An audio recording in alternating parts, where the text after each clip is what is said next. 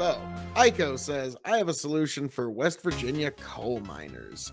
I'm more than just a little curious, so let's take a moment out of our day to have a little chat about this to see if there is a solution.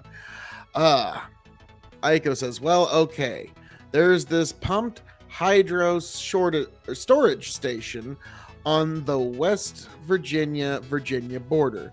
It's the largest battery in the world, storing 24,000 megawatts of hydroelectric potential energy. It was designed in the 1970s and was intended to kick in when the coal plants went down for maintenance. He continues, but of course, pumped hydro is dispatchable energy. So having a massive natural battery right there means you don't have to worry about renewables in intermittency. This means you can pepper the Appalachian Mountains with wind and solar farms and probably supply reliable power to the 5-state area. Okay, interesting. Now, when you said solution, a part of me was also wondering about, like, well, what do we do about all them coal miners who are losing their jobs? I mean, these are real people, and whether we like it or not, like, I'm gonna be honest with you, it's one of the problems that we have with renewables, and I'm glad that there's a big battery, but still, battery technology is not as good as it could be, let's be frank. The problem is that the sun does not always shine and the wind does not always blow, but our need for energy remains constant and flat. In fact, most of the inflation that we're having right now is actually basically like price push inflation, where just the cost of getting shit to and fro because of high gas prices, high energy, high fuel prices, a lot of it is actually because of parts of our economy being forced to switch to this green new energy, and so now we're actually paying the high price for it. Aiko, put the manufacturing plant in West Virginia too. That's a lot of jobs, both making the wind towers, turbines, and blades, but also running those wind farms. Because, like I've often said, and not to be construed, it's actual investment advice, Tesla is actually a battery play. If you're investing in Tesla stock, you believe in the idea of a battery play into the future. And we've got a real problem with storing power. Batteries, like you were saying here, it's a great idea. I love the idea that we've got this massive battery, but it's also kind of strange that the solution is something that was there for the coal mines. It's kind of ironic that now eventually every mine does run empty. Eventually every well runs dry. Unless you got like a big aquifer underneath you. So it eventually the coal will run out. But the thing is, like I always say, the sun does not always shine, the wind does not always blow, but our need for energy remains constant because the conversion of fuel to energy is fundamentally what determines the totality of life on this planet. Not only human life, but all life, because humans are the steward of this planet now. And so if we have a problem converting fuel to energy, everything else on this planet now has a problem. Because don't think that we aren't playing a major part in also species sustainment as well. So this is going to be a very, very interesting point. So if our conversion of fuel to energy is interrupted in any way at any time, at the bottom economic rungs of our planet, millions will die. Millions. They won't get the medicine they would have gotten otherwise. They won't get the development they would have gotten otherwise. They won't get the foods delivered that they would have gotten otherwise.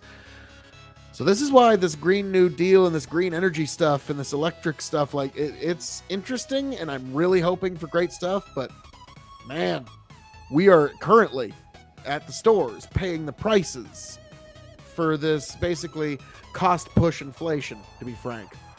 Let's see. Oh, missed one. Aiko, by battery, I mean big ass lake. Pumped hydro energy is just like regular hydroelectric, except you pump the water up when power is in excess and run it down. Oh, okay, so like dam power. Okay. Now I get what you're saying. Let's see, Aiko. Nothing is going to save those coal jobs. Trump tried. He neutered the EPA, tried to mandate coal stockpiles, tried to ban converting coal plants to natural gas. He wanted military bases to use coal, but none of it worked. The economics of coal doesn't work anymore. It's one of those, I look at it like kind of like keeping an engine that can run on like kerosene, diesel, and ethanol. Like, it's good to have in moments of need, because guess what? There will be sometime in the next 50 years a very cold winter where it would be handy to have some old coal fire plants to fire up for at least a couple weeks. Trust me, it'll happen eventually. Huck Finn says, this next year, millions will starve to death. We unfortunately are looking at a very, very big global famine potentially. We'll see if that actually hits, but I hope not. To me, the only possible salvation is the Adams rule of slow-moving disasters.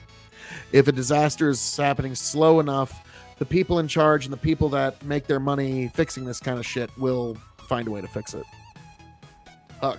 World Economic Forum is exposed. Many nations are rebelling, but replaced by other shills that work for the same top-tier influencers who fund them.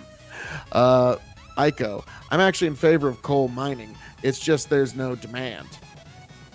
Ico. But one of the reasons I want to debate Prime on this is because I think he's pissed that I support coal, oil, and gas on the supply line. Yeah, we got to have them, but like to me, it's like my grandpa or great-grandpa used to hit and miss motor. Yep, that's what it's called. And you could run that thing on diesel or kerosene if you had to. So it's good to have multiple fuel sources for things, because there will come a day when we're going to need to fire up old plants. But I want to collapse demand for fossil fuels, but not supply. Now, Ico, then you should be with me in I don't think, to me personally, putting money towards green energy is almost going to be viewed as a waste of time for our species, because we're so close to fusion energy. If we can actually, because the very smart people involved in this that I've been reading, they're like, okay, we're past the science problem of fusion energy. Now we're just to the engineering problem of fusion energy. And if you give the engineers long enough, they're gonna find the answer. So I think maybe not within our lifetime, maybe though, we might be getting old ass fucks, but we might be looking at fusion energy at one point. And then at that point, green energy is a nice to have, not a need to have, because fusion is the energy that we can use to explore the stars at that point. It's in essence infinite energy. Revolt. Demand for coal is what dried up. Coal is actually more expensive than natty gas. Oh yeah, I'm totally with you there. Natural gas is great. There's places where they just burn that shit off. Are you kidding me? We need to utilize as much natural gas as we possibly can. Ico. Revolt rise. Russian supply dried up, but also the pandemic recession ended, which caused faster than normal GDP growth. Interesting. But that is our word on Virginia and coal for the moment. Smooths itself out. Get back, tell you what I'll do. If I ever get back, I promise to refabricate you raging rivers of gold. That's what the brochure advertised. And now we're lost. We gotta take it down. Let you down slow. It's hard to survive.